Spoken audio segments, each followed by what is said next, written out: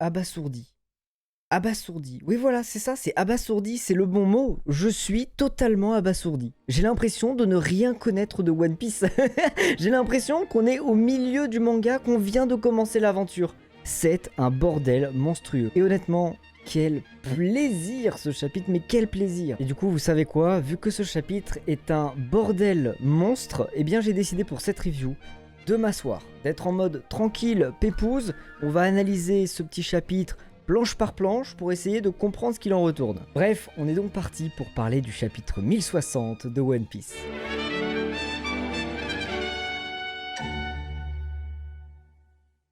Alors commençons par le commencement. Au tout début, en fait il se passe pas grand chose non plus. On voit juste Luffy qui est en train de dire que ce n'est pas possible, que Sabo ait tué le père de Vivi. C'est impossible, ce n'est pas ce que Sabo ferait. Et c'est en effet ce qu'on va apprendre plus tard dans le chapitre. Ce qui n'empêche intéressant, c'est qu'on nous le rappelle, Vivi a totalement disparu. On n'en sait pas plus, mais voilà, on nous le rappelle, Vivi a disparu. Alors honnêtement, j'ai pas vraiment de théorie par rapport à Vivi, mais moi je me dis qu'honnêtement, peut-être qu'elle a été capturée par le gouvernement mondial. Peut-être que le gouvernement a fait porter le chapeau à Sabo pour la disparition du roi, et que eux, eh bien ils ont capturé la fille, pour ne pas qu'elle puisse révéler la vérité. Parce que si ce n'est pas Sabo qui a tué le père de Vivi, c'est bien quelqu'un qui l'a fait. Et peut-être que c'est un membre du gouvernement. Maintenant pourquoi, je ne sais pas. Surtout que la dernière fois qu'elle a été vue, eh bien comme le dit Zoro, c'est à Marie-Joie. Et en parlant de Marie-Joie, et en vérité, on le redoutait. Non mais on le redoutait parce qu'il l'avait déjà fait une fois. Il y a encore ce connard caché dans son putain de tonneau. Non, ça me rend fou, frère. Sérieusement, les gars, Caribou, il me rend fou. Je déteste ce perso avec sa vieille gueule, là. Non, ça m'énerve. Mais il n'empêche que cette case, elle soulève quelques questions. Parce que Zoro, il parlait de Marie-Joie, et à cela, Caribou a l'air plutôt content. Il a l'air d'avoir envie d'aller à Marie-Joie. Mais la question, c'est pourquoi ? Pourquoi est-ce qu'il veut aller là-bas? C'est vraiment le pire endroit où il peut aller en tant que pirate. D'autant plus qu'on sait que Caribou est au courant pour l'arme Pluton. Il sait qu'elle est sur l'île de Wano et rappelez-vous bien, au moment où il a appris que l'arme Pluton était à Wano, il a dit que cette information pouvait être utile à quelqu'un. Ça veut donc dire qu'il veut annoncer que l'arme Pluton est à Wano à quelqu'un. Mais à qui? Et le truc, c'est que s'il a envie d'aller à Marie-Joie, ça veut donc dire que la personne à qui il veut vendre cette information est sûrement à Marie-Joie. Donc est-ce qu'il voudrait donner l'information de l'arme Pluton à un homme du gouvernement mondial ou à un dragon céleste? C'est quand même super bizarre. Moi je pensais plutôt que Caribou allait donner cette information à un autre empereur, comme par exemple Barbe Noire, histoire de pouvoir intégrer son équipage. Mais le donner à un membre du gouvernement mondial, je vois pas trop pourquoi il voudrait faire ça. Je sais pas ce que vous en pensez, mais clairement je trouve ça louche. Après cette apparition passagère de Caribou, on voit encore les Mugiwara se lamenter sur la mort du père de Vivi et sur le fait que Vivi est disparue. Mais on voit aussi Zoro reparler de Ace. Pourquoi est-ce qu'il reparle de Ace à ce moment-là? On sait pas trop, mais est-ce que c'est une indication par rapport au futur? Peut-être. Après j'avoue que j'ai beaucoup discuté du chapitre avec Shiro et Takiro, lui, aimerait bien que Ace revienne et il pense que c'est possible. Honnêtement, je n'y crois pas trop, mais on en reparlera un petit peu après. Moi je pense que juste Zoro faisait allusion à Ace pour voilà, refaire allusion à Ace, le fait que c'est un chapitre qui est quand même beaucoup concentré aussi sur les frères de Luffy. Donc voilà, je pensais que c'était juste un petit parallèle, mais que ça n'avait pas forcément grand sens non plus. On apprend aussi par Robin qu'il y a d'autres informations dans le journal qui ont été révélées avec des noms qui ont un lien avec Luffy. À mon avis, les informations, c'est tout simplement ce qu'on a vu dans le chapitre précédent, à savoir que Kobe a été capturé par Barbe Noire et que Boa Hancock a été attaqué à la fois par la marine et par Barbe Noire. Donc à mon avis, voilà, c'est ces deux infos-là qui sont dans le journal. Et c'est pour ça qu'on ne nous les a pas redits, c'est parce que c'est ce qu'on a vu dans le chapitre précédent. Et c'est juste après que va arriver un des plus gros trucs du chapitre. Alors il y a beaucoup de gros trucs dans le chapitre, mais l'un des plus gros arrive juste après cette petite discussion qu'ont eu les Mugiwara. Luffy annonce à son équipage qu'il a un rêve bien plus grand que celui de devenir le roi des pirates. Et du coup forcément la grande question... Qu'est-ce donc que ce rêve? Rêve qui a choqué tout son équipage. Ça les a tellement choqués que même Usopp a dit que ce rêve était impossible. Mais Luffy lui a l'air plutôt confiant, puisqu'il dit que c'est possible s'il devient le roi des pirates. Et là où c'est assez cool, c'est que au-delà des Mugiwara, on sait que Sabo est au courant du rêve de Luffy, on sait que Ace est au courant du rêve de Luffy, et on sait que Shanks est au courant du rêve de Luffy. Mais au-delà de tous ces personnages, d'autres personnes le savent. Je sais pas si vous vous souvenez du chapitre où on voit Ace parler avec Yamato. Dans le chapitre, eh bien Ace révèle sans faire exprès le rêve de son petit frère, à savoir Luffy. Donc Yamato aussi est au courant du rêve de Luffy. Mais en plus de Yamato, on sait aussi que Riley est au courant du rêve de Luffy. Pourquoi? Eh bien tout simplement parce que Shanks lui a dit que Luffy avait prononcé exactement les mêmes mots que son capitaine, à savoir Goldie Roger. Donc oui, logiquement, Luffy et Goldie Roger ont le même rêve. Depuis le début, nous on pense que tout ça c'est être le roi des pirates, mais en fait non. Le rêve est bien plus grand. Et en plus de ça, ça rajoute encore plus de frissons et encore plus d'émotions à la phrase qu'a dit Ace avant de mourir. Désolé d'être mort avant que le rêve de son petit frère se réalise.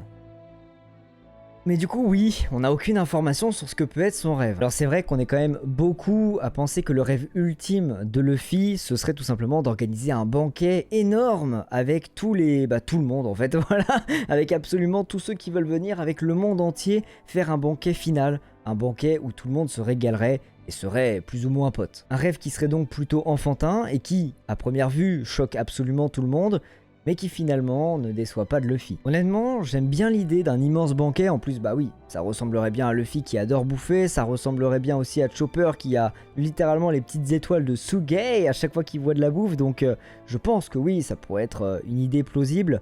Mais d'un autre côté, moi je suis pas totalement convaincu, je sais pas ce que vous en pensez. N'empêche, ça fait 25 ans que One Piece existe et on sait toujours pas quel est l'objectif de notre héros. Yes.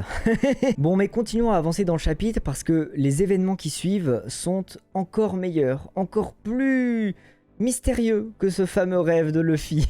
Bon, on va rapidement passer sur le fait que Robin dit que le prochain poneglyphe va être impossible à trouver parce qu'on sait pas du tout où le chercher.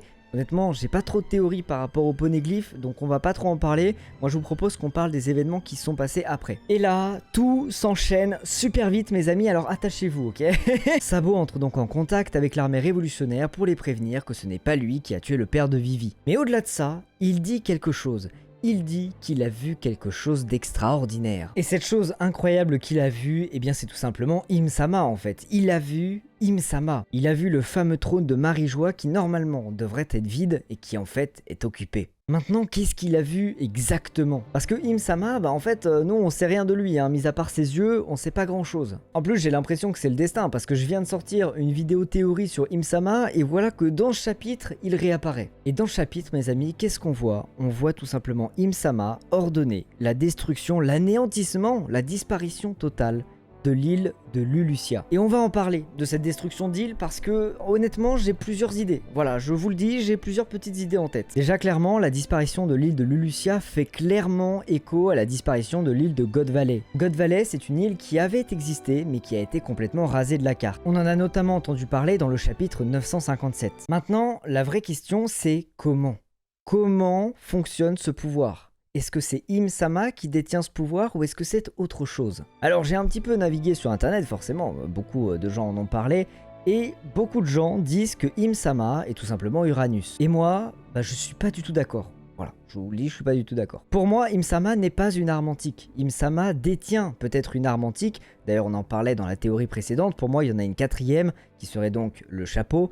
Mais au-delà de ça, je pense qu'il détient une arme antique, mais qu'il n'en est pas une à proprement parler. Et en fait, il y a un truc qui me fait un petit peu pencher en cette faveur, c'est que avant que l'île se fasse détruire, il y a des nuages qui apparaissent. Et pas n'importe quel nuage, il y a des nuages noirs qui apparaissent au-dessus de l'île. C'est très important en vérité qu'il y a des nuages noirs qui apparaissent, et on va en parler juste après. Et il y a une phrase qui est aussi très importante, c'est que les gens de Lulusia, donc des habitants etc., disent qu'il semble y avoir quelque chose au-dessus des nuages. Quelque chose d'énorme. Honnêtement mes amis, est-ce que ça vous rappellerait pas quelque chose? Des nuages noirs, quelque chose de très gros et une attaque capable de réduire à néant une île entière? Je suis désolé mais c'est quelque chose qu'on a déjà vu. Vous l'avez peut-être compris, oui, je parle de Ener. Honnêtement moi j'y crois un petit peu au retour de Ener parce que je sais pas si vous vous souvenez du bateau de Ener, de à quoi il ressemble. C'est une espèce d'énorme arche, d'ailleurs je crois qu'elle s'appelle l'arche Maxime, si je dis pas de bêtises. C'est un bateau qui oui a été un petit peu abîmé mais depuis le temps il est allé sur la lune, peut-être qu'il l'a réparé, peut-être qu'il l'a amélioré aussi. Et en fait le bateau avait une particularité, c'est qu'il pouvait tout simplement créer des nuages noirs. Et ces nuages noirs, ils permettaient quoi? Ils permettaient à Ener de concentrer encore plus son pouvoir et de faire son attaque ultime capable de raser une île entière. Donc j'avoue, j'y vois quand même pas mal de liens avec ce qui se passe dans ce chapitre. Des nuages noirs, quelque chose d'énorme au-dessus de ces nuages, l'arche est très très grosse, et une attaque capable de réduire à néant une île. Maintenant le truc, et même si moi j'aimerais beaucoup que ça soit ça, genre vraiment j'adorais, j'adore Ener, j'aimerais que ça soit ça, j'aimerais que ce soit le retour enfin de ce personnage, mais je me dis qu'en même temps, ça me paraîtrait un petit peu bizarre. Ça me paraîtrait un petit peu bizarre parce que ça voudrait dire quoi? Ça voudrait dire qu'Ener est au service du gouvernement mondial, ce qui déjà serait un petit peu chelou. Ça voudrait dire que ça serait aussi lui qui serait responsable de la disparition de God Valley. Et je vois pas pourquoi il aurait fait ça en fait. Donc c'est un peu les deux raisons qui me font dire que ce n'est pas Ener qui est au-dessus de ces nuages. Mais alors, qu'est-ce que c'est? Eh bien mes amis, je pense que cette fameuse chose qui a détruit l'île, on l'a déjà vu. Et quand je dis qu'on l'a déjà vu, c'est qu'on l'a réellement déjà vu. Mais juste, on n'y a pas fait attention et depuis le temps, on l'a un petit peu oublié. On va revenir beaucoup de chapitres en arrière, ok? Beaucoup de chapitres en arrière. On est juste après l'arc de Marineford. Je sais pas si vous vous souvenez de ce petit chapitre avec Beige. Dans cette planche, on voit l'équipage de Beige se faire attirer par une espèce d'énorme île volante qui a une structure très bizarre. Et honnêtement, est-ce que ces trucs-là, ça vous fait pas penser à des canons? Quand je vois la tête de cette île volante et que je vois ensuite la gueule des rayons qui ont été lancés sur Lulusia, excusez-moi, mais je trouve que c'est quand même très ressemblant. Im ne serait pas l'arme en lui-même, mais le gouvernement mondial posséderait cette arme capable de réduire à néant une île entière. Et je vous invite quand même à aller voir la théorie que j'ai sortie en vidéo il y a 3 jours, parce que honnêtement, bah ça coïncide un petit peu, alors pas totalement, mais il y a des éléments qui pourraient s'emboîter et je trouve ça hyper cool. Bref, je sais pas ce que vous pensez de tout ça, mais pour moi c'est soit Ener, soit cette île extrêmement bizarre qu'on a vu il y a quand même pas mal de temps. Mais là où je me pose d'autres questions, c'est que s'ils détruisent l'île de Lulusia, ce n'est pas parce que Sabo est là-bas. D'après ce que dit le Gorosei, eh bien en fait, l'île allait être détruite dans tous les cas. Sabo n'a juste eu pas de chance et il s'est rendu sur une île qui allait bientôt mourir. Pourquoi en fait ils veulent détruire cette île? Qu'est-ce qu'il y avait sur cette île d'important? Et maintenant la grande question, est-ce que Sabo est réellement mort? Je vais pas vous cacher, ça me ferait un peu chier, voilà. Je vous le dis, moi j'attendais que Sabo nous fasse des grosses dingueries, qu'il y ait une retrouvaille entre Luffy et lui, mais en même temps, ça donnerait une raison à Luffy de s'attaquer au gouvernement mondial. Donc pourquoi pas, mais j'avoue que moi ça me ferait un petit peu chier. Et sinon, en vérité, au-delà de ça, je pense que j'ai peut-être une idée du vrai pouvoir de Im-sama. Peut-être qu'il a mangé un fruit du démon, et honnêtement, j'ai peut-être une idée sur le pouvoir de ce fruit. À mon avis, il est capable d'effacer des mémoires. Quand il dit que l'île n'a jamais existé, c'est pour faire comprendre au monde que cette île n'a jamais existé et que donc il l'efface de la mémoire des gens. Et peut-être que c'est donc lui qui a effacé le siècle oublié. Et qui de mieux placé que le roi actuel du monde pour faire oublier un siècle entier qui fait tache sur l'histoire. Donc moi je me dis qu'honnêtement ça pourrait coïncider. Bref, assez parlé de Lulusia et de ce Im-sama qui me fait beaucoup trop peur, et parlons un petit peu des dernières cases du chapitre. Les dernières planches nous annoncent clairement la suite de l'histoire et nous annoncent clairement où vont aller nos Mugiwara, en tout cas c'est mon avis. Les indices de ces dernières planches sont les suivantes. 1. Ils arrivent sur une mer complètement gelée, ou en tout cas un endroit où il fait très très froid. Et le deuxième indice, c'est que dans une espèce d'orbe d'eau chaude un petit peu chelou, et on en reparlera de cette orbe chaude, ils vont trouver un personnage très important qui est tout simplement Bonnie. Ces deux indices me font penser à un seul et même pays, le royaume de Solbay. Tout ce qu'on sait de ce royaume, c'est que c'était Kuma qui en était le roi et que c'était Bonnie la reine. C'est pour ça que je pense que c'est là où vont se rendre nos Mugiwara dans les prochains chapitres. Et honnêtement, la dinguerie, parce que je vous le rappelle, Bonnie fait partie de l'armée révolutionnaire. Ça veut dire que si les Mugiwara récupèrent Bonnie, si, bon là, elle a l'air d'être endormie, mais s'ils arrivent à la réveiller, elle va sûrement révéler un paquet de secrets et nous informer de tout ce qui s'est passé en dehors de Wano pendant que nous y étions. Et dernière chose mes amis dont j'aimerais qu'on parle, c'est tout simplement l'espèce d'orbe dans lequel était justement coincé Bonnie. Les Mugi le disent très clairement, c'est une espèce d'orbe d'eau chaude. De l'eau brûlante en plein milieu d'un truc glacial.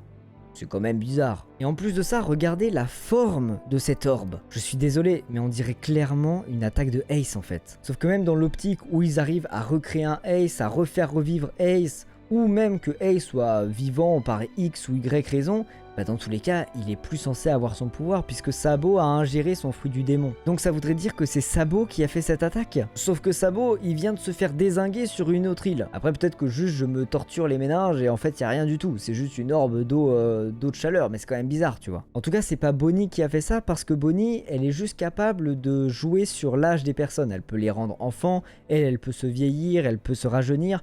mais elle peut clairement pas faire du feu quoi. Tout ça est donc bien mystérieux mes amis. Alors je sais pas combien de temps aura duré cette review au total, et je suis désolé si elle a duré super longtemps, mais il y avait quand même beaucoup de choses à dire, et je voulais prendre le temps de dire les trucs, je voulais prendre le temps qu'on analyse tout ça tranquillement ensemble, parce que c'était quand même un chapitre exceptionnel, et c'est vrai qu'en ce moment, dans ces derniers chapitres, on mange quand même vachement bien. Bref, j'attends vraiment avec hâte ce que vous allez me dire dans les commentaires, ce que vous avez pensé du chapitre, quelles sont vos théories par rapport à Im-sama, par rapport à l'arme potentiellement antique qu'il utilise. Est-ce que c'est lui l'arme antique? Est-ce qu'il utilise une autre arme? Ce que vous avez pensé du rêve de Luffy? J'ai envie de savoir ce que vous pensez de tout ça honnêtement mes amis, ça m'intéresse. Et sur ce, eh bien moi je vais vous dire à la semaine prochaine pour un prochain chapitre qui, je l'espère, sera tout aussi incroyable. En tout cas pour le moment, Oda, je te remercie. Bref, c'était Charlie. Allez, tchuss!